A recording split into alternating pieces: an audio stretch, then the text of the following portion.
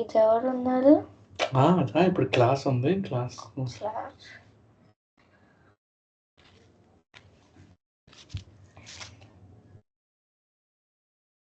Hello everyone, good evening.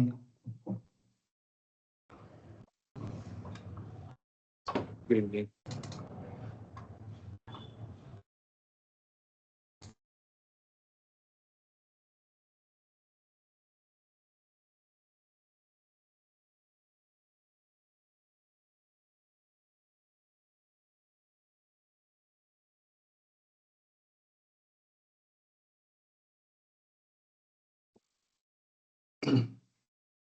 Okay, so we'll wait for a few more minutes and then we will start.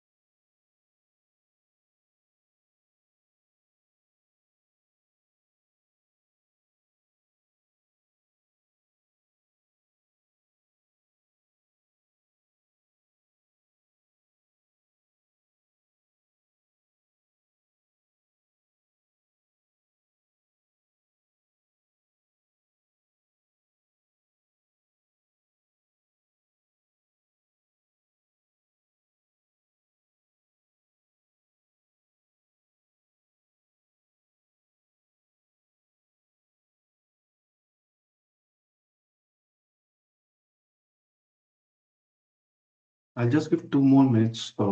If there is anyone who can join, then they will be joining and then we can start. Okay.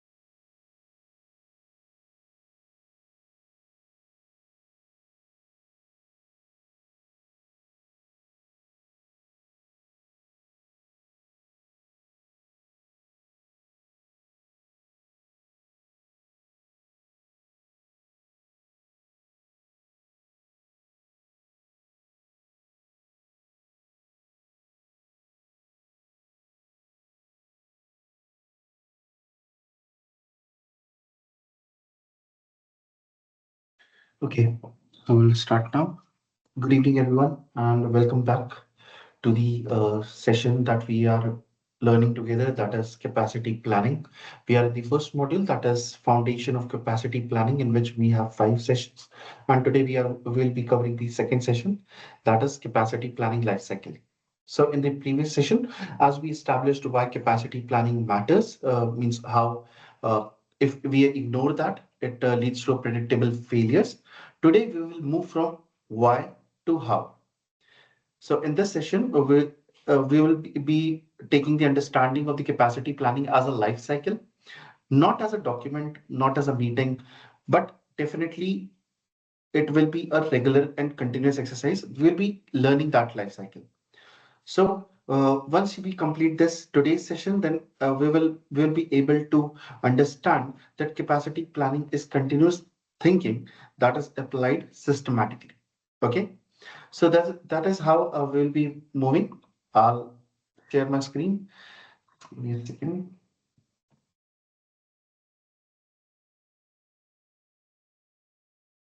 Is my screen visible? If anyone of you can confirm. Yeah, it's visible. Thank you. Okay, so as I mentioned, we are in the second session for today, that is building resilient systems through continuous planning, that is capacity planning life cycle. What will be our objective in this session? We will be learning about end-to-end life cycle, how what are different stages in capacity planning. Then what are we'll also discuss about the time horizons, that is differentiate short-term tactical planning from the long-term strategic capacity decisions. Then behavior patterns. Then we will also discuss on the where what is reactive firefighting, whereas proactive planning, and practical application, that is apply lifecycle through thinking to our your own systems, databases, and infrastructures. That will be our session objective. So by the end of the session, you will be able to understand the full capacity planning life cycle, understand the role of each stage, then identify whether your organization is reactive or proactive. Then you will be able to recognize where capacity planning usually breaks down. So this is more of a operational knowledge that we will be learning today. Why life cycle thinking matters, why we are studying the life cycle of particular capacity planning, why we learn the life cycle of any of the IT operations that we do. So in the previous session, what we discussed was that uh, it is capacity planning is not about guessing the resources. It is about building the systems that can handle expected and unexpected load. Okay, so what happens is that most organizations do capacity planning like something breaks, the DevOps team or the business, everybody goes into panic. They say, okay, go ahead and scale the infrastructure. Problem solved. Everybody's moved on. But this is not a capacity planning. This is the firefighting situation that where you are just handling the issue at the current time. You're not thinking beyond that. You're not thinking in a manner that, okay, if we were able to resolve this issue today by scaling the infrastructure, but does is this a reliable solution? So this is the emergency what we say is emergency ERT. You create a emergency response team. So that is what they do. So life cycle thinking forces why life cycle is important is life cycle. When we learn about life cycle, it forces us to ask what was the RCA, what led to the situation. So we will get to know that okay, the issue behind today's outage was this, and as we discussed the monitoring part earlier, so what signals did we miss? Was there any signal that we missed? And what was that? And if we miss that, then is there any new protocol or anything new that we want to apply? That is what we can understand. And the most important thing, thinking proactively that what can be done to prevent this from happening next time. So systems actually don't fall suddenly or don't fail suddenly. It is because the life cycle was compromised at some point. That is where the systems fail eventually. So that is why the life cycle thinking matters. What we will be learning here is how we can implement what are the different stages of capacity planning, where, how and when you should implement it, because it is a continuous process. There could be a short term, long term goals. So how do you apply this capacity planning in these scenarios? Any questions?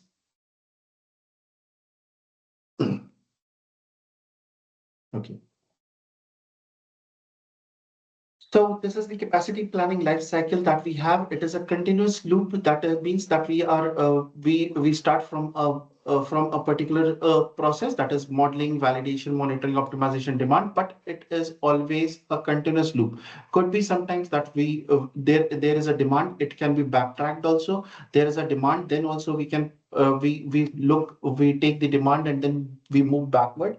We take a demand, okay, the business demands 100,000 users, then how can we optimize that? Where we can put the monitoring, we validate that the implementation that we did, and then we model that. So that can each uh, each step of this life cycle is the output of each step of this life cycle is an input to the next one. But also uh, when we say that, we also the backtracking of this is also the same. That is, the demand can initiate optimization, and optimization can initiate the monitoring, and monitoring can initiate validation. So that is how the life cycle works, and it is a continuous life cycle. It means that once you reach the demand, there could be a different process that you can start with the modeling again. So modeling is translating business requirement into technical capacity, needs, and constraints. Then validation is that whatever you have modeled, you will be validating it using the load, stress, and transactional and failure scenarios. Monitoring, you are using a tracking utilization of the resources, saturation, and error. Optimization, then once you have monitored, you find the bottlenecks, as we discussed in the previous uh, session, that we define the three top bottlenecks and we try to resolve that. We try to optimize the performance of the system, and then we understand what users, transactions, and growth patterns will stress your system. That is the demand. So it is a continuous life cycle that is there in the capacity planning life cycle. So it is basically, when we say that it's a circle, it is a continuous process. It is actually a continuous loop in which we will be moving from feeds modeling, modeling drives validation, uh, validation informs monitoring, monitoring enables optimization, and then optimization feedback into the demand. If you remove each stage, any one of these stage from this, the process will collapse, because if suppose if I remove validation, then you don't have anything in writing or anything to prove that, okay, whatever you have optimized or whatever you have put the monitoring or whatever modeling you have thought of it, whether it is working or as per that or not. So validation is important. So any of each one of these steps are very important in the capacity planning life cycle.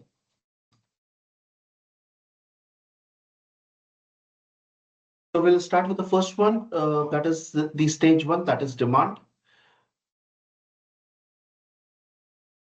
Demand is where everything begins. Within an organization, if you see, someone will come to you as a process as a performance engineer or performance testers. They will come to you that this is the SLA that we have to meet, and this is the required SLA. This is the number of users that you have to uh, get. So these are mostly business analyst people or the product managers who will come that, okay, we are seeing this. This is the growth of the users on our application. This is the SLA that we want to achieve. So that is the demand. Demand is where everything begins and where most mistakes are made. So when we say the users, or when we say SLA, it is not only about the users, it is about other factors as well. So what are the other factors when we say demand? How many users are active at the same time? Could be you have 100 million of users in the system, but at a particular time you have only 10,000 users active per second. So that is the active number of users. And then when we say we discussed in the previous session also the workload modeling. So workload modeling is what actions these active users perform. And then the second thing is, what is the think time? when you do a performance testing, everybody in the session might know this, that when we do a performance testing, when we do a mixed load and endurance test, then you put a think time. Think time is nothing. It is, we are trying to create a real user scenario that, okay, if someone enters into the system, how much time does he take to move from one page to another? So that is the how frequently they perform these actions. And the last but not the least, how demand can change over time. Today, you have 10,000 active users. Tomorrow, it could be 30,000 active users.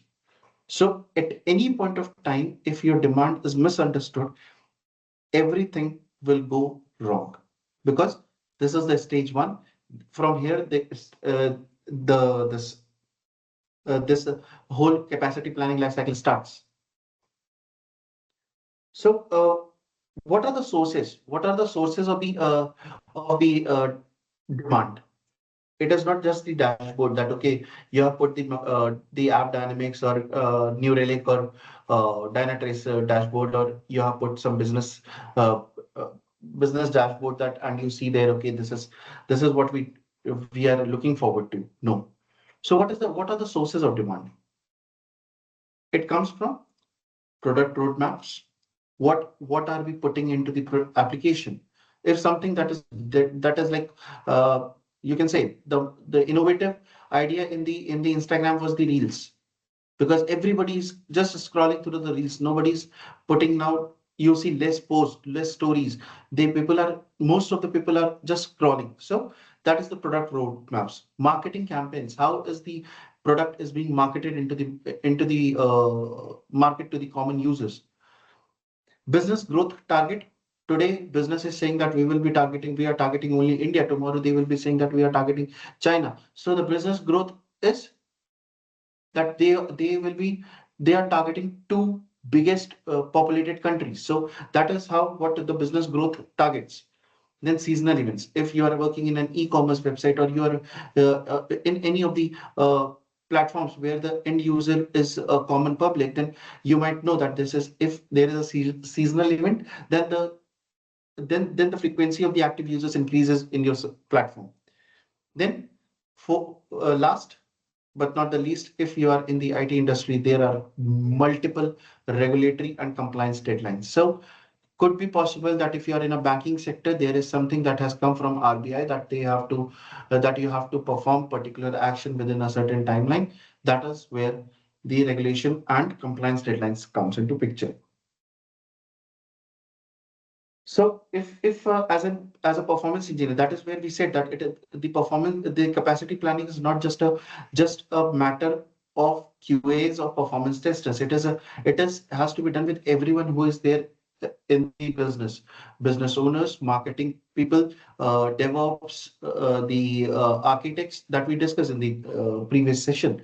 So if engineering is not aware of business plans, capacity planning becomes guesswork, because you will have to be a part of the business.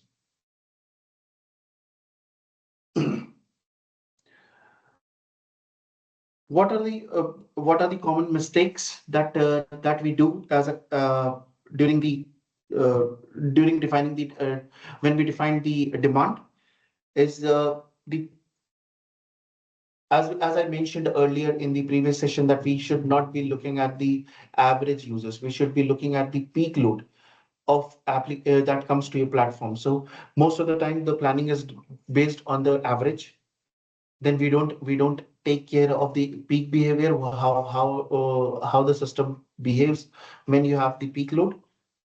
Then you you assume that yesterday's traffic will define tomorrow's uh, planning, but it is not the case, because you have to take, if you are looking at the backdated history of a platform also, you cannot rely on just the 24-hour backlog. Will have to take care of around 3 or 4 months, or even 6 months, or even a year of data to define that, okay, if this is the growth over time of 1 year, then what should be coming tomorrow? We should be prepared for this. So the overall overall point for demand is that demand has to be accurate if we have to move from one stage to the another stage in this life cycle. Okay. Any questions in this?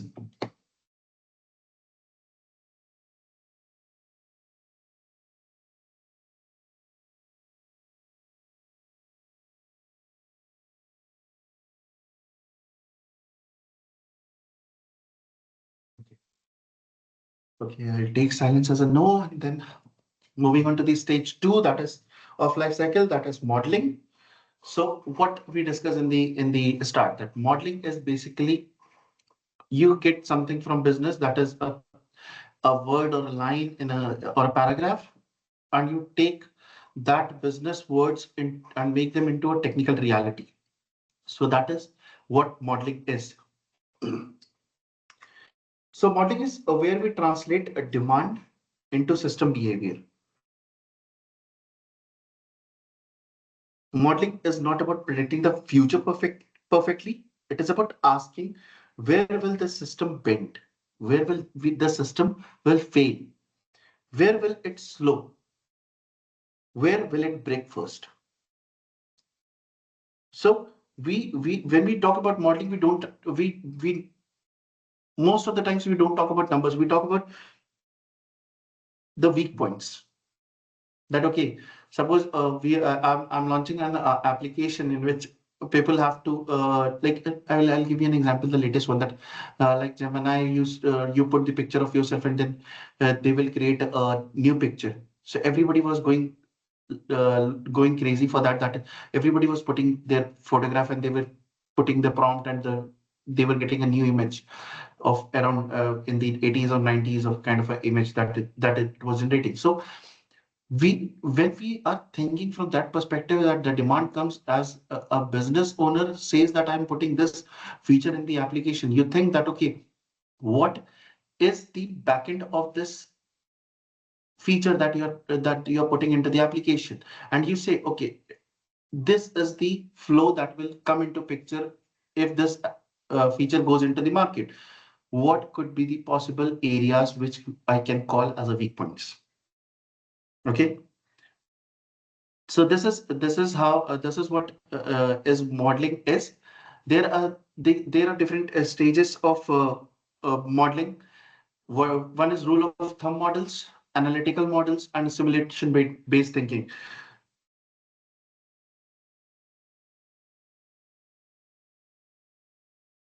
The rule of thumb model is basically for the experienced people. They say that okay, each core handles 500 RPS, or each user session consumes 10 MB memory. It is good uh, for a certain applications in which the flow is not huge, but it is not good for the application where you are working with the end users, in which you will have the transactions or the request per second or the users in millions. So that is one thing. Then the analytical models is basically more of a mathematical calculations that is done basis the Little's law. We will be learning the Little's law in future sessions. So mathematical calculations that we put into picture, that is Little's law, queuing theory, or load per node formulas. So this is one of the best things that you can do to define your modeling. Third is the simulation based thinking, in which uh, we say modeling complex interactions, dependencies, and failure nodes. What we do is we do the end-to-end user flow, in which we take the most complex user behavior, and then we execute we question that part. Okay, this is the most complex scenario that a user can work on, and how what are the weak points that we see over here. So that is also out of these three, the analytical model is the best model that you can work to define your modeling scope.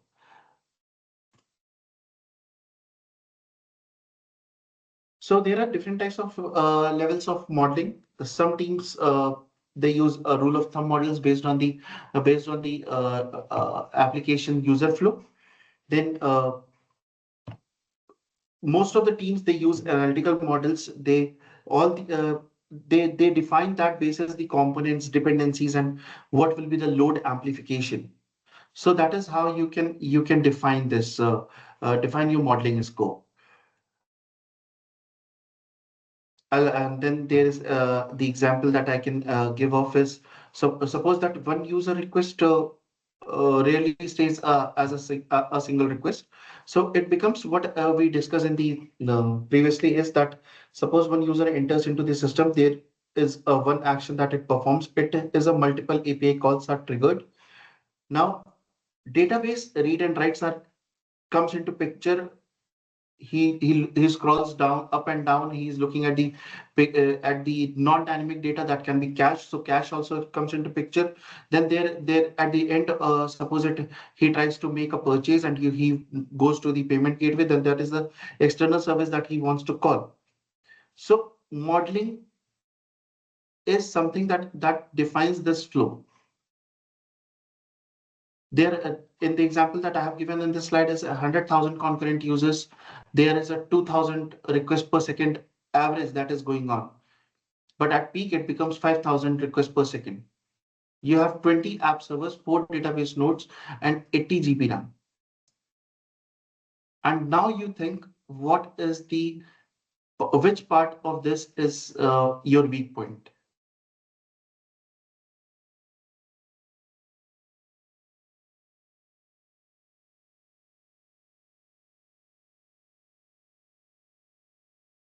So overall, when we talk about stage 2, that is modeling helps us see how small increase at the top becomes the massive load deeper in the system. So you're talking about 100,000 users that are concurrently working on your system, and you are seeing 2,000 average and peak 5,000 requests per second.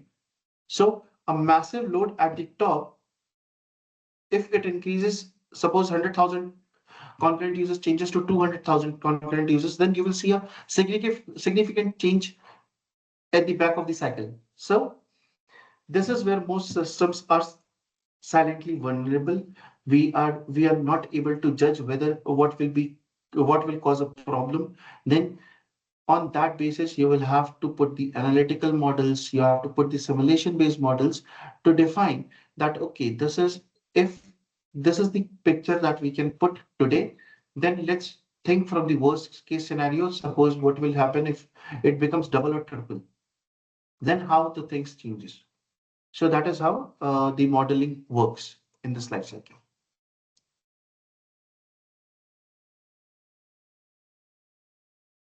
Coming on to stage 3, validation, that is we will do the testing.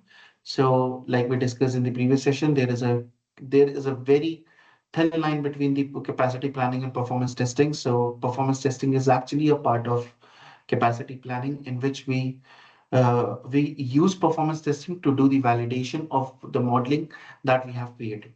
So whatever assumptions that we have done in the modeling stage, we will have to put it into testing so that we can justify that, okay, everything that we have thought of is working fine and it is good to go in production. So validation is where we say that assumptions meet reality. We have done some assumptions in the modeling stage and we are bringing it into reality. What we validate here is we validate what was there in the demand, what was asked, what is the modeling assumptions that we did, and then last but not the least is the failure assumptions. That, okay, when we discuss modeling, we will say that, okay, this is the weak points in our flow. Then we have to define assume our failures as well. So what are the testings that we do? Is load testing, simulated expected traffic to verify whether the system handles the current or the targeted load or not. What is the latency that is coming, whether it is within the SLA or not? What is the error rate, whether that is within the SLA or not? Then the stress testing, pushing your system the uh, beyond the expected load, sorry, to find the breakpoints. Because what we are doing is we are thinking from the worst case scenario that, okay, today we have 100,000 users. Tomorrow, when we have 200,000 users, then what will happen? So we are doing the stress testing. Then last but not the least is the failover testing. Failover testing is nothing but the mixed load and endurance test that we run. We do the we simulate node failures to see the high availability network. We reduce the network bandwidth or choke the network bandwidth to see how system behave. Then what is the dependency on the on the outages? So how the system behaves during the failover, that is what we test during the failover testing.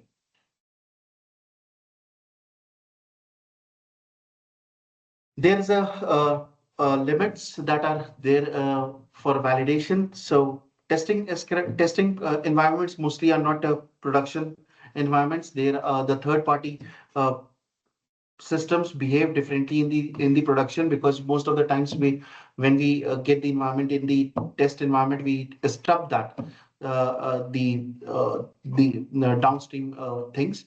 So the third party applications might behave differently during in the production. Then sometimes the modeling can go wrong during the stress testing. When we do something, we define we take the assumption derived from the uh, modeling. But when in reality user goes into the when you have the user load in the application, then during the stress the user might behave differently. So the assumptions may go wrong. That is the limitation that we have during the validation or during the testing, that we will have to define earlier when we perform the validation stage. But having said that, there are limitations for everything. But what we say during the validation is that we are eliminating most of the defects or most of the issues that might come in the productions. We will be seeing them here during the validation stage. Any questions on this validation?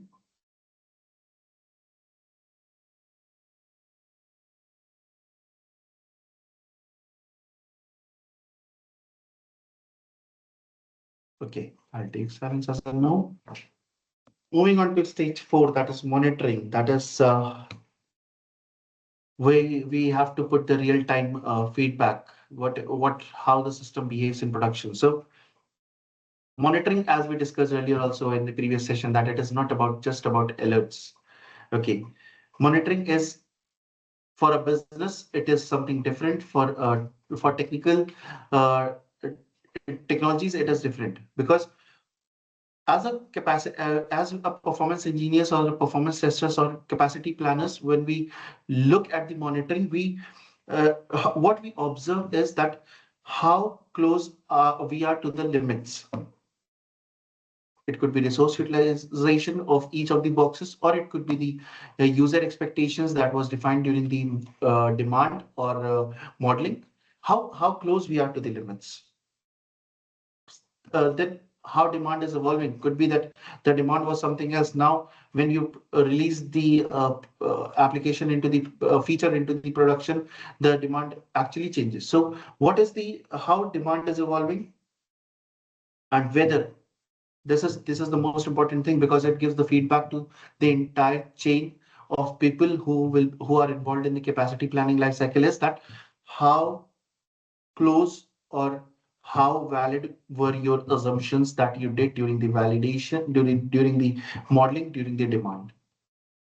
So that is this third step is very much important, because that actually gives us the picture for future decisions. That okay, earlier when we made this decision or made this assumption, we were 80% correct. So yeah, whatever assumptions we will make now, that will also be true. So that is actually helps us in providing decisions for future.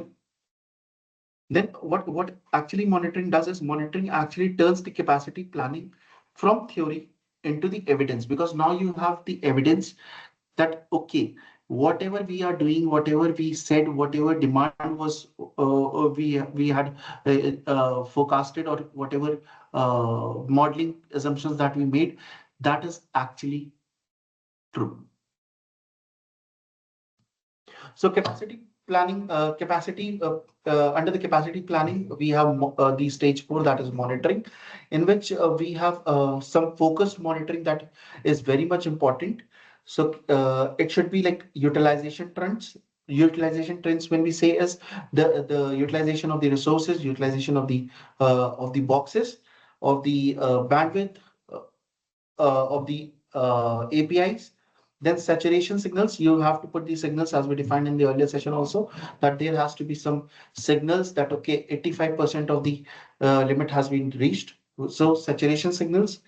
Queue growth, you have to also look for the there, if there are any bad jobs that will be running, then what is the queue, and it should not be very old, because then the analytics team will not be able to provide the good business result, business outputs.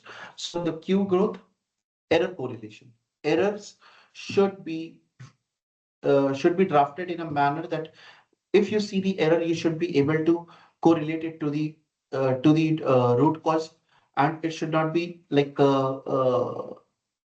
it should not go in a manner that, okay, if the error is coming now, you have to debug everything, and you have to find out that, okay, where was the error. So the error correlation is very much important. There is one thing that we don't give most importance, is these spikes. Why? If someone can help me with that, why we don't give the importance to the spikes during monitoring?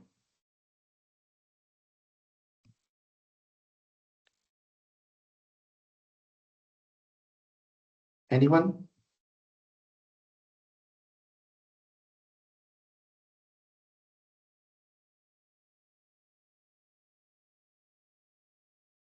Okay. So we don't give importance, more importance to the to the spikes, because a spike, if it, until unless it doesn't breach any of the alerts or any of the signals, then till that time it is as good as the user load for us.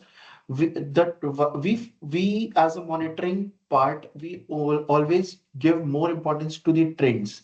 Why? Because when we see a trend for a longer duration of time, then we will be able to analyze that which feature of the application is being utilized more, or which or the trend for this for the memory is high, or it is going towards the higher end, or the CPU utilization is going on the higher end. So as the performance engineer, as the capacity planner, your focus should be more on the trends rather than on the spikes, because if until unless the spikes is not going to trigger any of the alerts or signals, then we are good.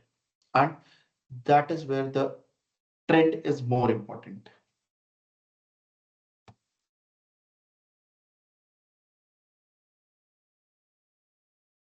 Any questions?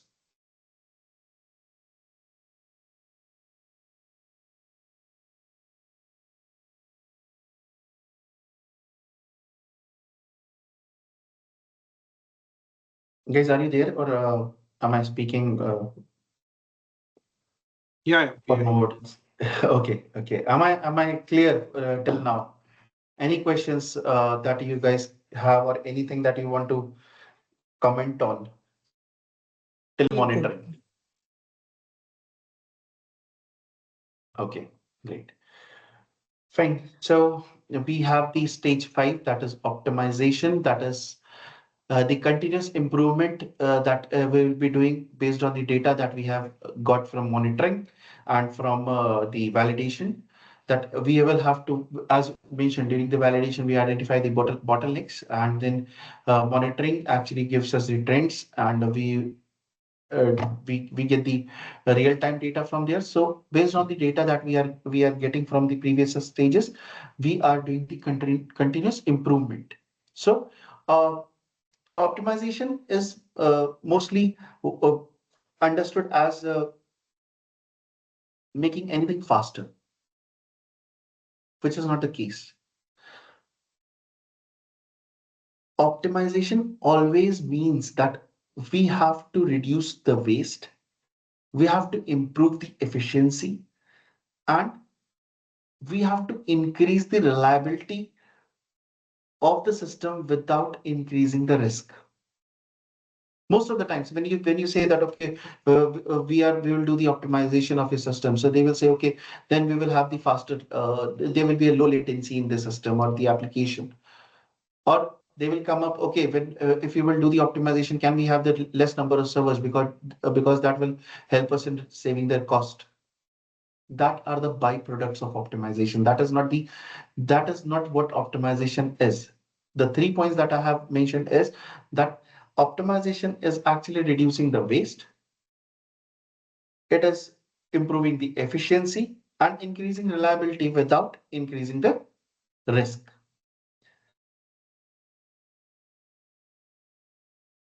The biggest point that why it has been put as the stage 5 in this life cycle is that optimization is highly dependent on the demand and behavior. The demand we will get from the demand assumptions at the stage 1, but behavior will get from the trends that we see during the monitoring. So this is the most important inputs that you can provide to stage 5 during the optimization to the capacity planners, that okay, this was the demand, this is the trend or behavior that we are seeing in the current situation. What is the optimization scales that we can put over here?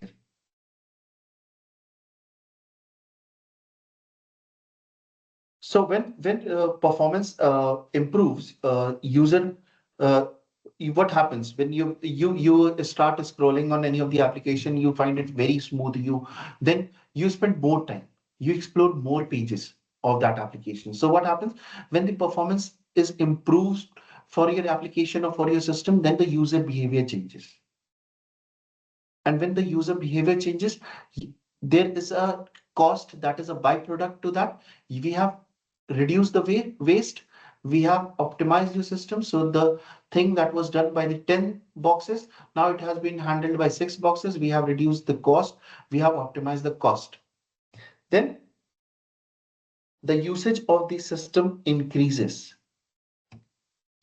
Earlier you were getting 100,000 users, now you are getting 200,000 users. Why? Because word of mouth or the marketing strategy that okay, this is the fastest application that you can find. So that is how the optimization is helps the organizations to grow their business, to make their systems reliable.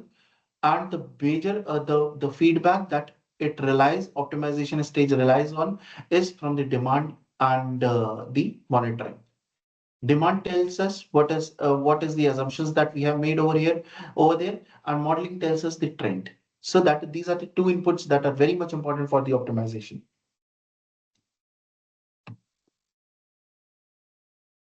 Any questions on this? So we have completed the life cycle. Yes, anything that you want to ask, or if there are any queries related to the 5 stages. The first stage is demand. Second stage is modeling. Third stage is validation. Fourth stage is monitoring. Fifth stage is optimization. And it is a continuous loop process. Any stage you skip, you will make the system unreliable. You will make it a risky one. So these are the 5 stages that you have to follow, and you have to follow it continuously, because the output of one stage becomes the input for the another stage.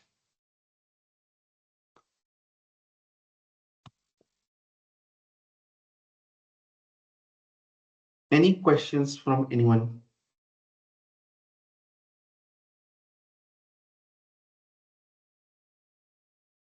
Okay, so as we discussed during the objectives, so we will also discuss on the time horizons. That is, what is the difference between the short-term and long-term planning? So time horizon, short-term planning is days to weeks, whereas long-term planning is months to year. Where short-term planning, we focus on the events. Suppose there is a Diwali holidays, the Diwali celebration is coming. So that is the kind of an event. Or if you are running a campaign, suppose you are running a campaign for any product, then that is the campaign that you are thinking for. That is a short term because it will run only for like 24 or 48 hours. Then if there is any new releases that you are seeing, suppose there is a, if I have to book a recent ticket during that time of when Dhurandhar was on its peak, then that is a kind of a, you see that okay, that is one of the releases. Then there is another thing that is related to the uh, if there is any optimizations that you have done into your system, so that is the new releases. So that is another thing. Then there is a known spike. Suppose you are bringing a new feature into the market and you know that okay, within 24 or 48 hours you will see a new a spike in your application or system. So that is a known spike that you see. What is a long-term planning? Long-term planning, we are talking about the business growth. We, as I mentioned in the earlier slide, that we are talking, currently we are doing business in India, we are growing our business in China. So you are hitting the two biggest population countries. So that is kind of a growth. Then suppose you have done a pivot in your architecture, you have moved from one architecture landscape to another one. So that is one of the biggest architectural evolution that you have done. So that is also long-term plan. Then third is the big is one of the most important part is the cost trajectories. You are seeing the high cost earlier, and then you want to go down on the cost side. So you have seen that trajectory, and now you want to put capacity planning into the picture to see if the current system or if we can reduce something on the cost. So that is the cost trajectories. So most what happens is that most of the organizations that I have worked for are they are doing it continuous capacity planning, because they have they do it on the regular intervals. Like they have short term goals as well as the long term goals, like we do in when we say during the investment. If you have a long, if you have to get invest more large sum of money, then you will think of a long term plan. And if you have to do think about your upcoming anniversary celebration, then do for a short term plan. So that is how most of the organizations think, that okay, if some event is coming for them, they will go for a short term plan as well. And on the other hand, in parallel, there is a team that will be keep working on the long term growth of the business. So that is how the short term and long term the planning works. Any questions on this?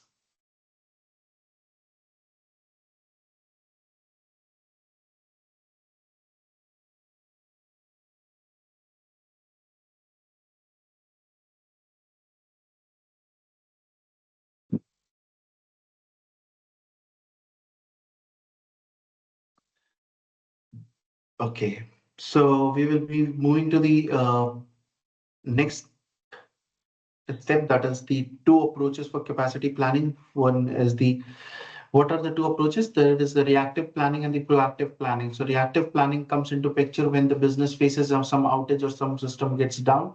Then they do a reactive planning. They say, okay, we have faced this issue. Now we will have to call the performance engineers and the capacity, and they will do the capacity planning for us.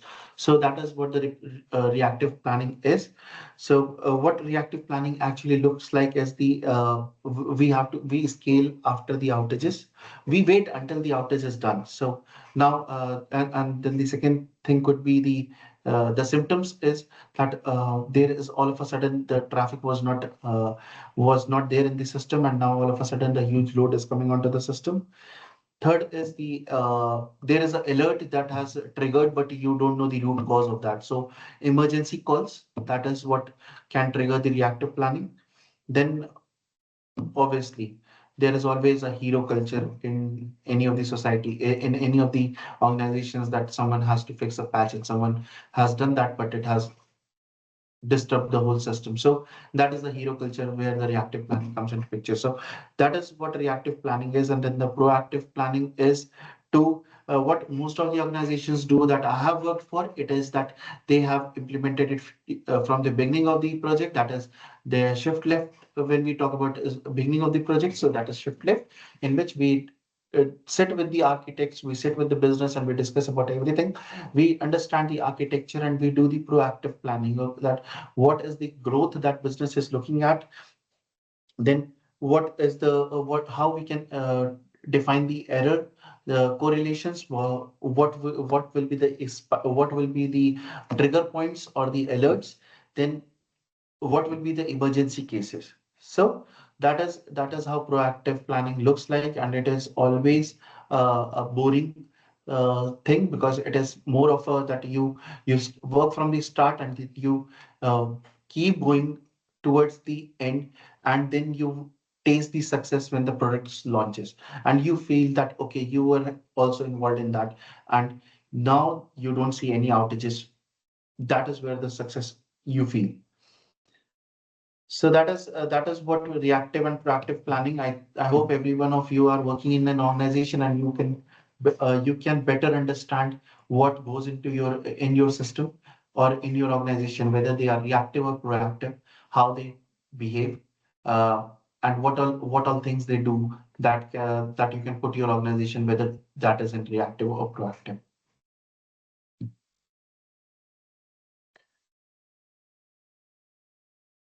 So this is what reactive planning looks like: scaling after outages, firefighting culture, technical debt accumulation.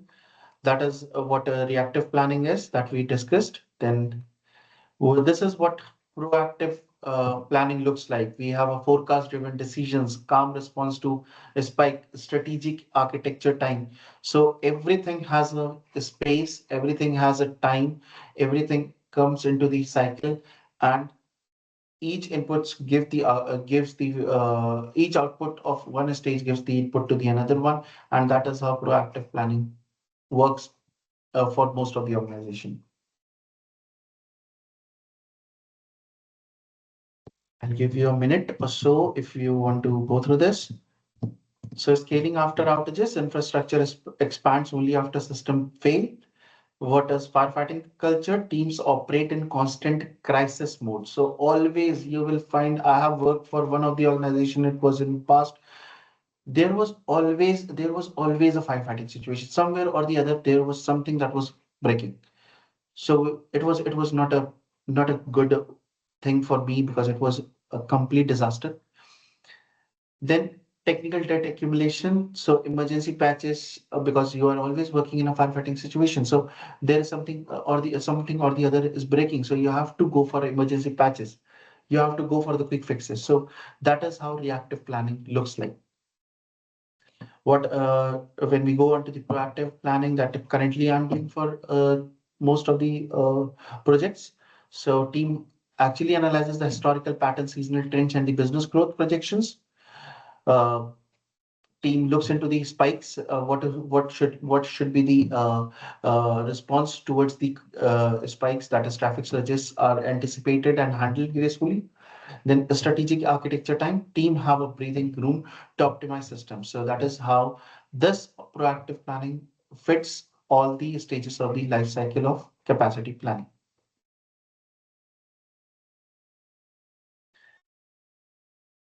Now, this is the common life cycle failure patterns that I have mentioned also. The first one is the skipping stages. So any stage you miss, you are putting the system at risk. So that is the skipping stages. Teams they often do that. They team jumps straight to the implementation without proper analysis or design review.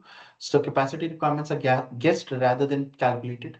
So this creates system that doesn't meet actual needs. Over testing, auto scaling. So as I mentioned, I have been continuously saying that auto scaling is something that is a myth. So if you do a auto scaling without proper configuration, then system scale horizontally, but it will but hit vertical limits. So database backends become bottlenecks despite front end elasticity.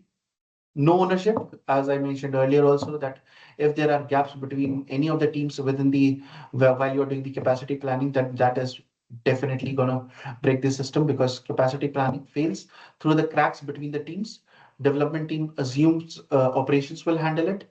Operation teams assumes that product defines requirements and responsibilities are unclear. So particular perfect RACI should be defined. Correct? That is who is responsible, who is accountable, who should be consulted and who should be informed. This RACI should be defined in the ownership so that every team should be clear what is their task and who should be contacted when they need someone. Then the last one is actually a reactive, that planning only after incidents. So if there is any incidents or outages coming, then you do the capacity planning. That is actually not correct, because because when the outages come, they actually take away some of the business, as we discussed in the previous session also, that it actually hampers the reputation of our organization. So capacity planning reviews happens post-mortem when damage is done. Teams document lesson learned but never implement preventive measures. The same problems recur in predictable cycles. So that is how when we do the planning after incidents, then these are the common mistakes or patterns that are being followed during the life cycle.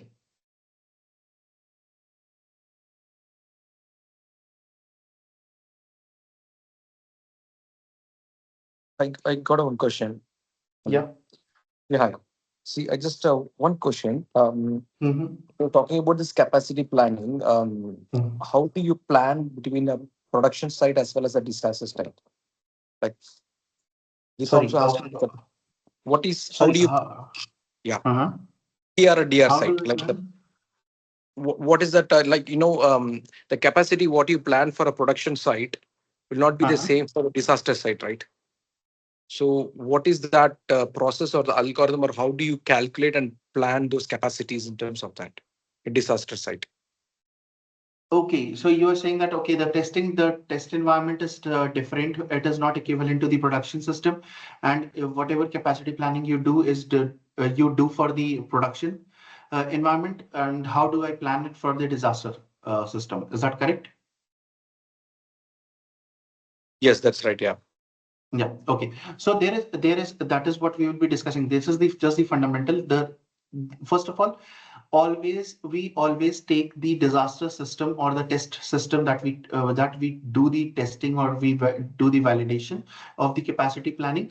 We take it like one third or two third of the production system. So we are always, it is kind of a more of a models that will discuss in the later sessions. But when we do the validation, we always take the systems as one third or two third of the overall production system. So whatever their machines or the servers or the capacity that we have in the production system, we take one third or two third of that system.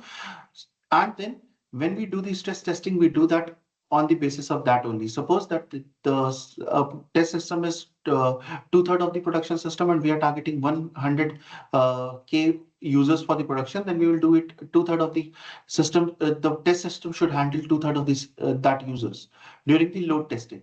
And for stress testing, we will go, since we are doing a three times, that is 300K, we'll do 300 two-third of that 300K, so that we are okay that okay, this if this is working fine, then this will also work fine on the in the production. But as I mentioned in the stage 5 stage for the validation also, that this validation will only reduce the issues, it will not completely remove them, because there will be the dependencies on the downflow systems as well as the third party systems that work differently in the production, which is not the case in the test system, because most of the times in test system we use these stubs for to manipulate these our original system. So that is where it might differ, but yes, we will be discussing the models in the future sessions for those, how we Okay. do that like mapping. Okay. Thanks. And is there Mhm. any difference in terms of the capacity between the traditional servers or the VMwares, along with this a new Docker, the containerized platforms? Is there any smarter Yes, way or as yes, well? yes, there is, Yeah. Okay. there is, Okay. there is. Will it be in upcoming session? Is it? Yes, Okay. exactly. Okay. Thanks. Because you see, the traditional systems, they were very much they were rigid. So there is a very much cases that there's a when we say that okay, traditional systems have to be done a capacity planning, then most of the times it comes to the servers that okay, we will increase the servers, or we can optimize it to a certain limit. But when we talk about the Dockers or the microservices kind of a scenario, Kubernetes and all, then we say that okay, it has a it has given us some that bandwidth that we can optimize the system to a certain extent, and that certain extent is actually good for the systems. And that is where most of the organizations that are working in the microservices, they see a huge cost reduction, whereas that is not the case with the traditional systems that we have earlier. Yeah, right. But yes, Thanks. we'll discuss that. Thank you. Thanks. Yeah. Okay. So why whatever these patterns were, why these patterns persist? There is a time pressure. Uh, Obviously, when you're working in a firefighting situation, then you have a time pressure, you have a unclear ownership, data gaps, insufficient monitoring. We have not put the correct alerts, correct saturation points. So you see data gaps. Then the last one is the metrics misalignment. So success metrics reward feature delivery speed over system reliability. So that is uh, that is what most of the organizations do. They define the success metrics as how fast the system is. They don't judge that on the basis of the system reliability. So that is what why these patterns persist. Now coming on to this one, that we have the key takeaways we from this one is that the uh, capacity planning, it is a continuous process. It never stops. It is basically a life cycle. It is not a checklist that as I mentioned in the previous session also, it is not a tool. It is a completely different strategy that you put into the picture while defining your system's reliability. Then uh, strong systems are built through anticipations, not reaction. As I mentioned, that it should be a proactive exercise. It should not be a reactive exercise. Then life cycle discipline, life cycle, you cannot miss any of these stages during the life cycle of capacity planning. It has to be a complete cycle that is there from the demand till the optimization. So you have to follow all the 5 levels. You cannot skip any of the levels. So that is how the key. What are the key takeaways from today's session that we had?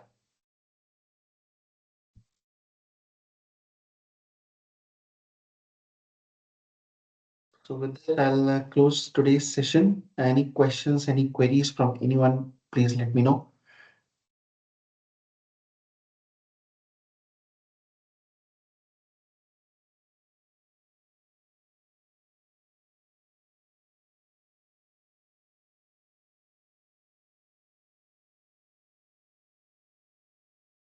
Anything from anyone?